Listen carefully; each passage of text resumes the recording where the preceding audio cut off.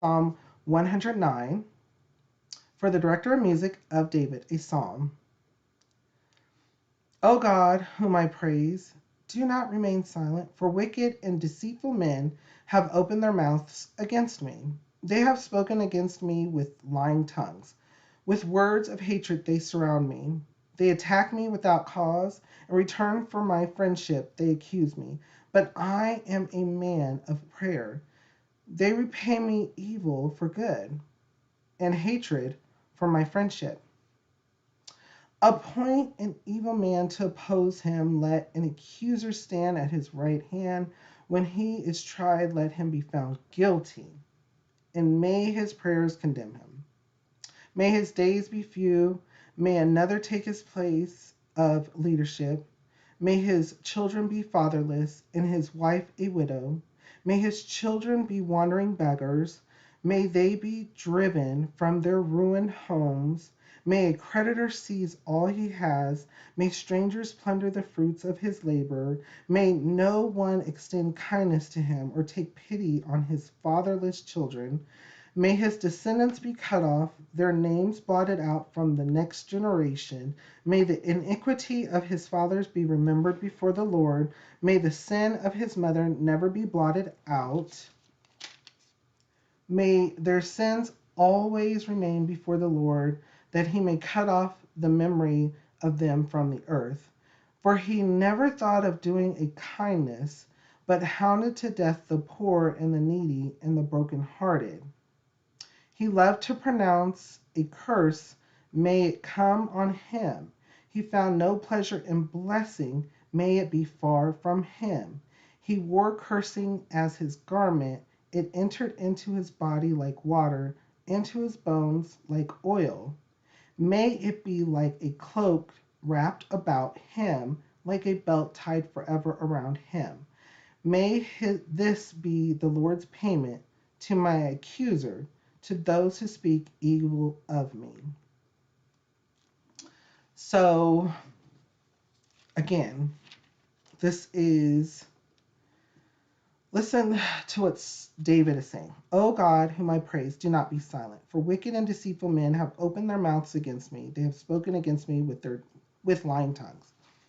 So, time and time again, especially David, um, he had people who were, I mean, shoot, even his oldest son, um, that wanted to take over, that didn't want him to be a ruler, that just,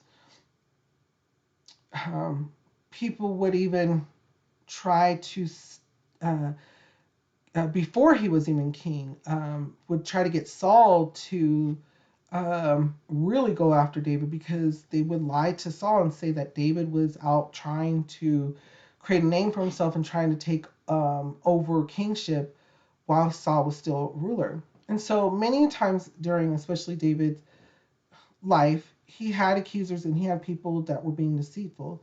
And so here he is. Remember, he's really really good at praise and worship, right? He's really good at expression.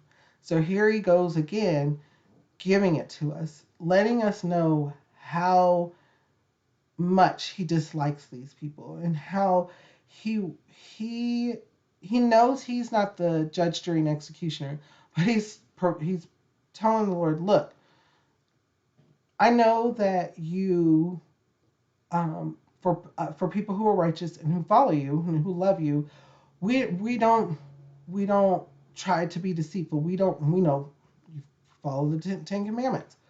However, there are people who don't and don't want to, and so he's saying, remember their sin, remember who they are, and show them what it means when you are in rejection, when you are rebellion, when you are rebellious, and you refuse to acknowledge the Lord. Show them, show them. And so that's what he's saying. He is telling us literally how he feels about what's going on in the situation.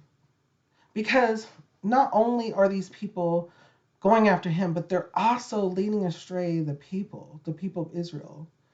So he's not just thinking about himself, he's also thinking about above and beyond that. He's thinking these people that are conspiring and doing these things, they don't really love you, Lord. They really are showing who they are because they're continually doing it. And not only are they continually doing it, but they're also rebellious because they're saying things. They're saying and they're doing things and they're believing that they don't have to believe on you, Lord. He is giving us a lot of information here.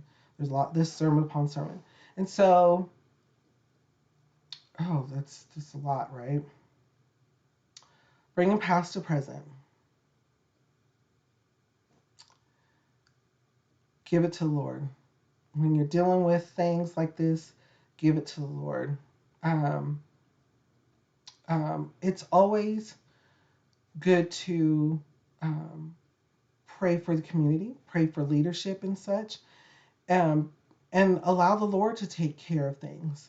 Um, because it could be something, in some instances, it could be us. We could be not seeing something, and so the Lord will reveal something to us. But other times, it could be something that people have been led astray. And so then that allows for the Lord to do what he does. He works. He goes to work, or he always works, right? But it allows for people to have opportunities to see, to learn, because we all make mistakes, right? We all make mistakes. And so it provides the opportunity to um, be able to turn back to the Lord, to follow the Lord's guidance. And so I was talking about this with somebody recently too. And I'll bring him back up in the New Testament because it's not specifically to right now, but there is a person by the name of Jezebel who the Lord told over and over again, and even told the prophet at the time, look, I gave her many, many chances over and over again, but she refused and is full rebellion. And so we know that being that doesn't lead to anything good. And so also, if you are a believer, if you are a believer and yet you refuse to turn from doing wrong, don't think the Lord can't, because yes, you still be made spending eternity with him, but you're going to be missing out on blessings, and you could still be disciplined right here. Just saying. So be careful.